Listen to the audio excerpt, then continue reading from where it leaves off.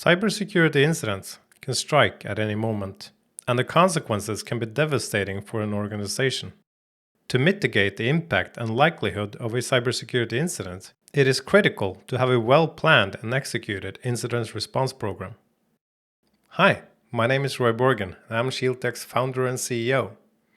An incident response program is a crucial aspect in an organization's overall security strategy. It involves the process and procedures an organization follows in order to detect, respond to, and mitigate the impacts of a cybersecurity incident. A well-planned and executed incident response capability can help an organization reduce the likelihood and impact of a cybersecurity incident, as well as meet regulatory and compliance requirements. In this lesson, we'll provide guidance on how to establish a formal incident response capability within an organization. We'll cover key topics such as creating an incident response policy, developing an incident response plan based on the incident response policy, developing incident response procedures. We'll be looking at incident information sharing policies and procedures.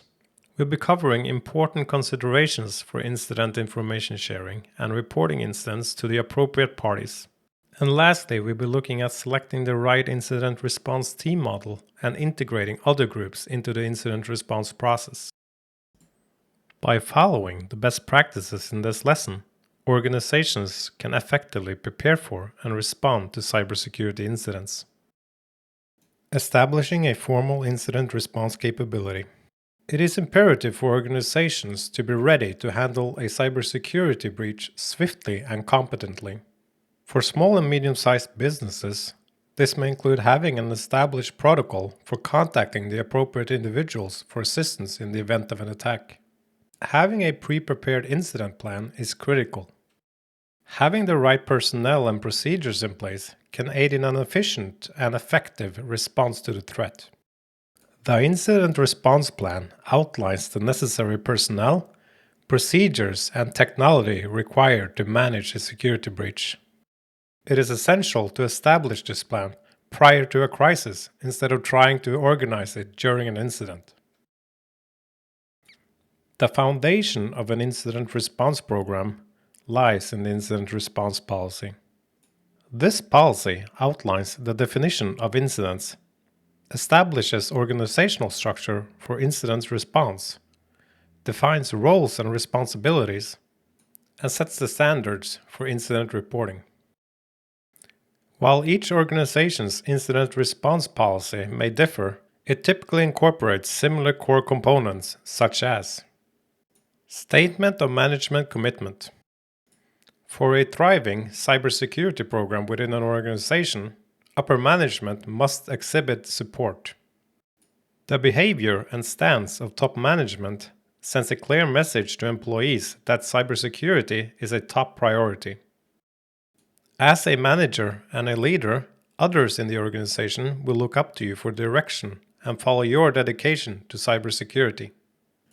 When top management shows a strong commitment to cybersecurity, it cultivates strong relationships with the workforce and fosters a culture in which cybersecurity is emphasized.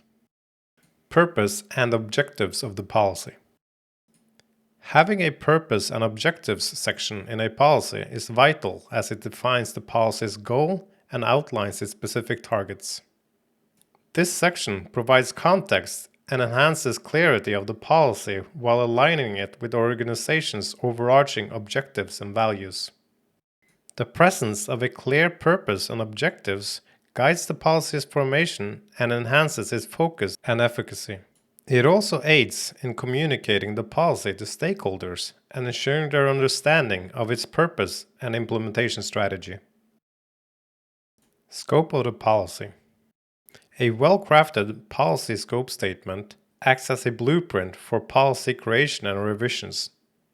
It succinctly summarizes the proposed policy, considers those affected by it, and involves them in the process.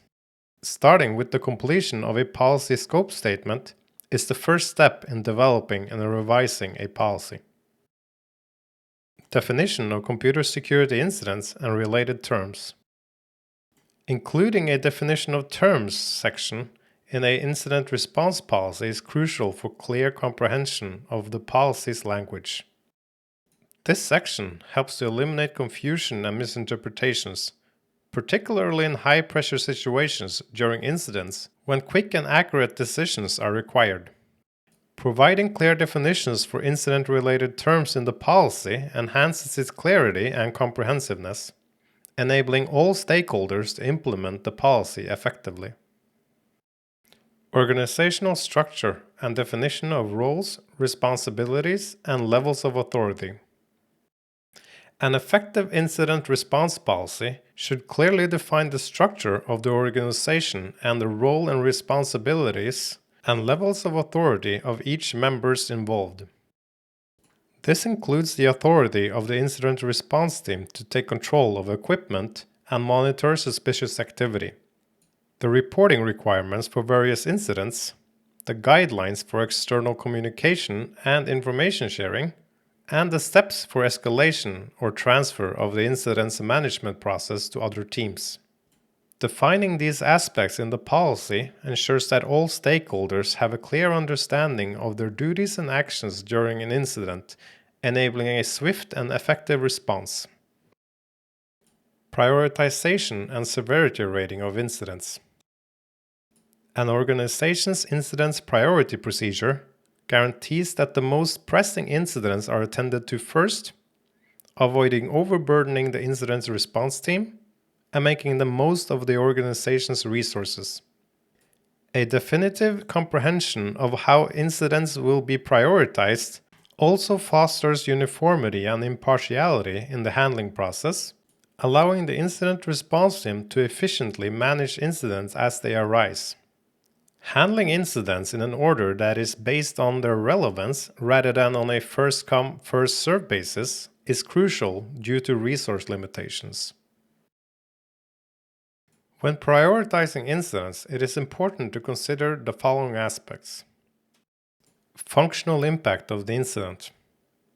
In the event of an IT-related incident, it is crucial to assess the impact it has on the system and business functions they support. This involves evaluating both the current functional disruption caused by the incident and the potential future functional impact if it's not addressed in a timely manner. Informational impact of the incident. Incidents can impact the confidentiality, integrity, and availability of an organization's information. For example, a malicious agent may steal sensitive data. When handling an incident, it is important to consider the potential impact on the organization's mission. An incident that results in the theft of sensitive data may also affect other organizations if the stolen data relates to a partner organization. Recoverability from the incident.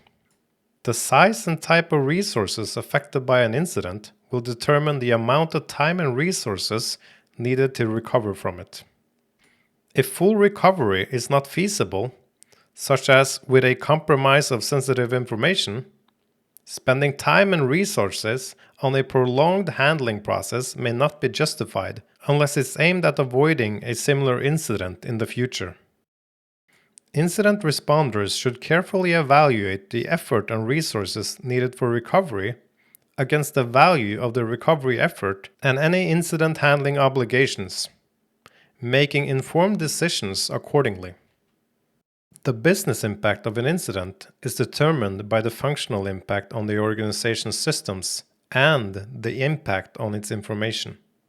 For example, a distributed denial of service attack, DDoS attack, on a public web server may temporarily reduce functionality for users trying to access the server, while unauthorized root level access to a public web server may result in the theft of personally identifiable information, PII, which could have a long-term consequence for organization's reputation. The ease of recovery from an incident determines the potential response the team can take when handling it. An incident with high functional impact and low recovery effort is a good candidate for immediate action. However, some incidents may have a complex recovery path and may require a more strategic response, such as in an incident that results in an attacker stealing and publicly posting gigabytes of sensitive data. In this case, the team may transfer parts of the responsibility for handling the data theft incident to a more strategic team that develops a plan to prevent future breaches and creates an outreach plan to alert those individuals or organizations whose data was stolen. The team should prioritize the response to each incident based on the estimated business impact and recovery effort required.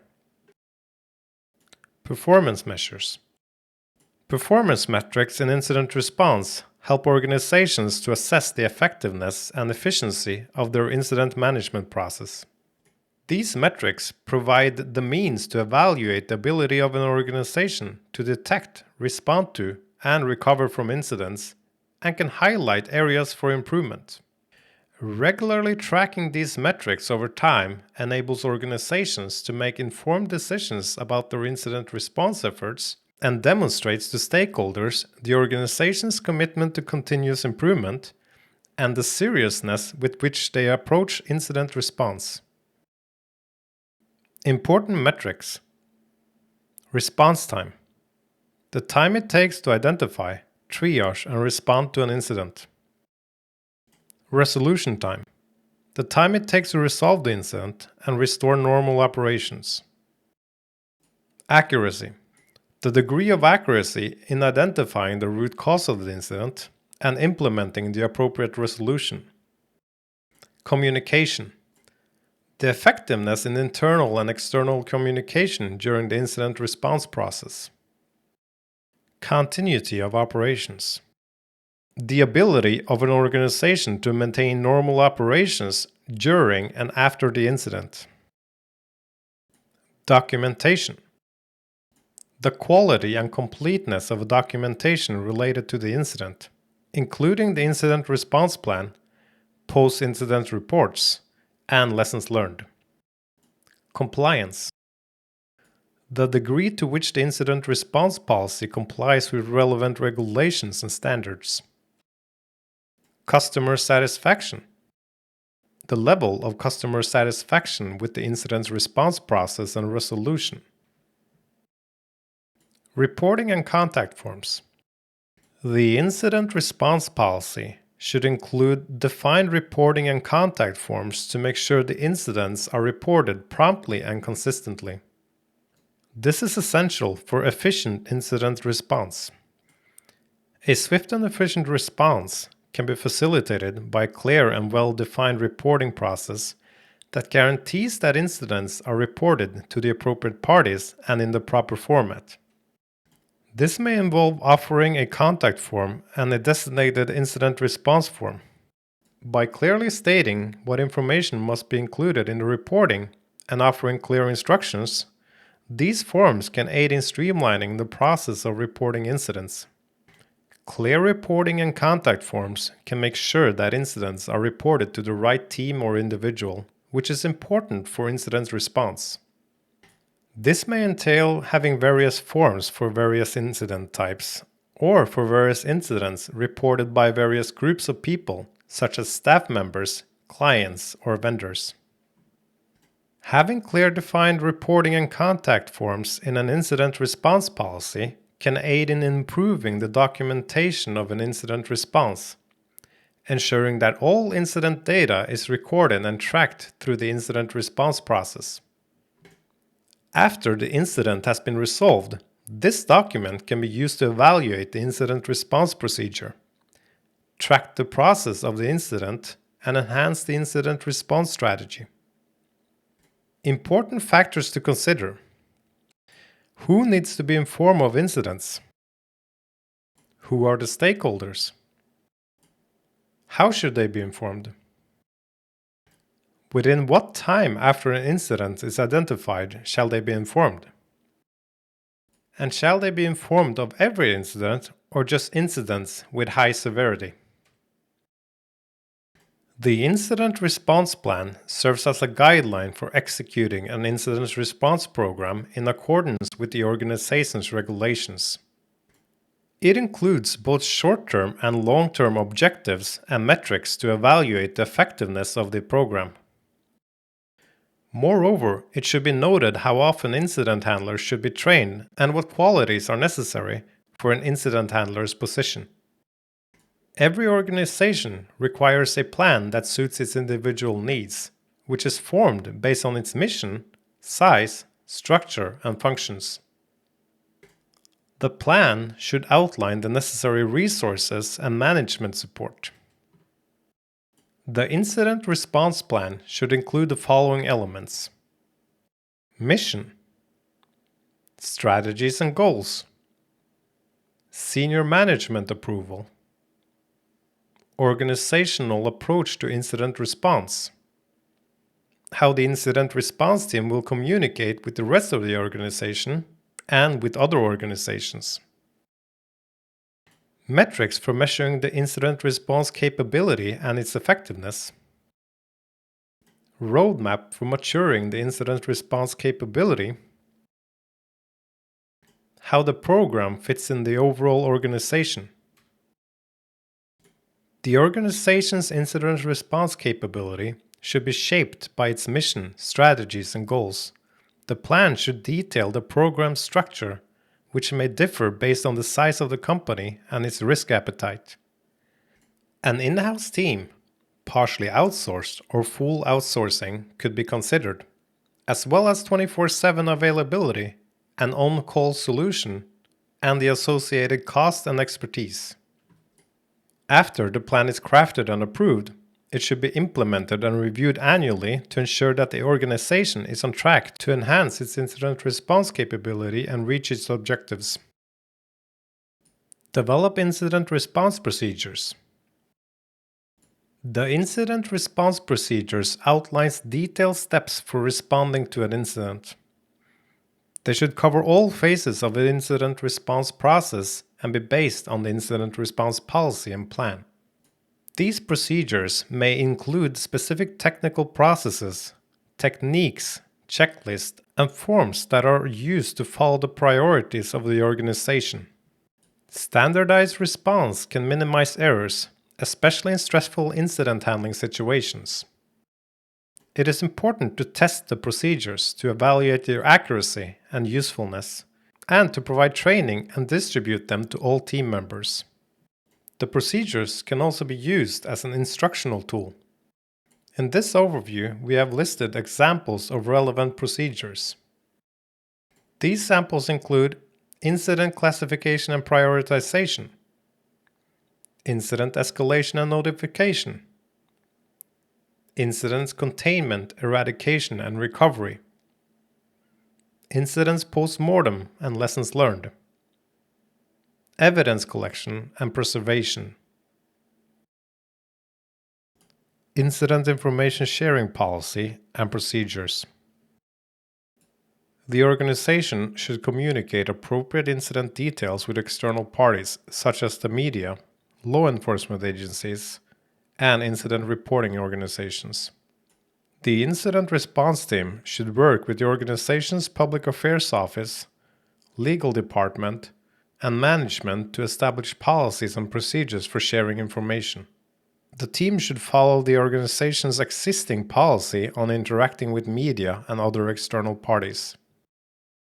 Important considerations include the type of incident and information that will be shared, the stakeholders and external parties that will be involved in incident information sharing, the methods and channels through which incident information will be shared, the level of details and sensitivity of the information that will be shared, the security and privacy controls that will be in place to protect the shared incident information, the procedure for verifying the authenticity and reliability of the incident information before sharing, the responsibilities and roles of different parties involved in the incident information sharing, the legal and regulatory compliance requirements for incident information sharing, the procedure for updating and reviewing the incident information sharing policies and procedures, the procedures for handling incidents where information sharing is restricted or prohibited, reporting incidents to right organizations, U.S. federal civil agencies are required to report incidents to U.S. CERT. Other organizations can contact U.S. CERT or their ISAC. Reporting is beneficial because US CERT and the ISACs use the reported data to provide information about new threats and incident trends to the reporting parties. The European equivalent to US CERT is ENISA. ENISA is the European Union Agency for Cybersecurity and is the only official EU agency responsible for cybersecurity, and it works closely with the national cybersecurity authorities, the European Commission, and other stakeholders. Due to the various national laws and regulations across the European Union, it is important to be aware of data protection regulations in the country you operate. For example, the General Data Protection Regulation, GDPR, applies to all EU countries and its citizens, but each country has their own data protection authority and requirements for reporting incidents. Additionally, countries outside the EU, such as Norway, may have their own data protection laws and regulations that must be considered. Knowing the applicable regulation in each country is essential for properly and effectively reporting incidents. When choosing an incident response team model, organizations must carefully assess their individual requirements and available resources. This may include assessing the advantages and drawbacks of different team structures and staffing models to determine which is most suitable. By considering all the relevant factors, organizations can guarantee that they have an effective and competent incident response team in place. Important considerations include cost. Evaluate the cost of the incident response team model and identify the most cost-effective option. Skills and expertise. Determine the level of expertise and skills required by the team and select the team model that meets these requirements. Scalability. Assess the scalability of the team model and select the one that scales up or down depending on the incident. Response time. Evaluate the response time of the team model and select the one that provides the fastest response. Incident types. Identify the types of incident the team model can handle and select the one that handles the most common types. Communication. Determine the communication method used by the team and select the one that provides the best communication channels. Documentation. Evaluate how the team model handles documentation and select the one that provides comprehensive documentation. The credibility and efficiency of the team largely depends on the technical skills and critical thinking abilities of its members. These skills may include system administration, network administration, programming, technical support, and intrusion detection. Strong teamwork and communication skills are also essential for effective incident handling. It's important to provide necessary training to all team members to ensure they have the necessary skills needed to effectively handle incidents. Effective incident handling often requires the involvement of multiple teams and individuals with diverse skills and expertise.